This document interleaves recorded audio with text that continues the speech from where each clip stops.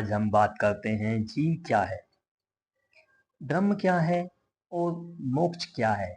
देखिए, जीव ही आत्मा है, अर्थात जीव और आत्मा दोनों एक ही हैं, दोनों में कोई भेद नहीं है।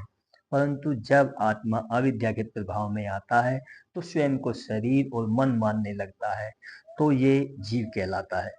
ब्रह्म क्या है? आत्मा ही ब्रह्म है, अर्थात आत्मा और ब्रह्म में कोई भेद नहीं है, दोनों एक ही हैं। ब्रह्म निर्वचनीय है, इसका वर्णन नहीं किया जा सकता, पर हम शब्दों के माध्यम से इसकी ओर संकेत अवश्य कर सकते हैं। ब्रह्म का ही एकमात्र अस्तित्व है, वो एक ही है, वो अद्वैत है, दूसरा कोई नहीं है। ब्रह्म में ही संसार व्याप्त है, ब्रह्म से ही ये संसार प्रकट होता है और ब्रह्म में ही विलीन हो जाता है। ब्रह्म ज्ञान स्वरूप है, प्रकाश स्वरूप है।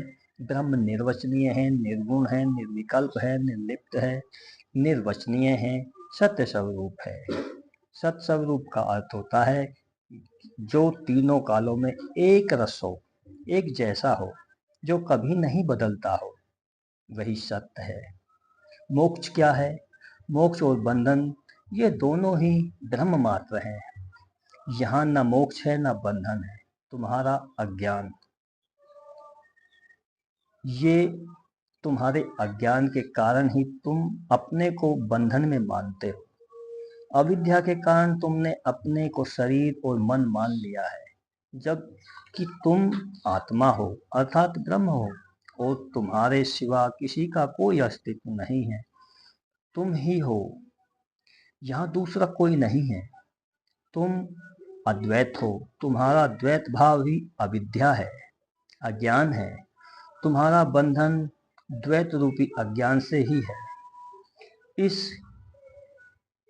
ज्ञान रूपी सागर में गोता लगाकर अज्ञान को जलाकर अपने स्वरूप में स्थित हो जाओ।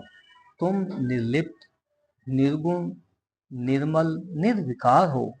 तुम ज्ञान स्वरूप, आनंद स्वरूप ब्रह्म हो। अपने सत्य स्वरूप को पहचानो और मोक्ष और बंधन के भ्रम से बाहर निकलो।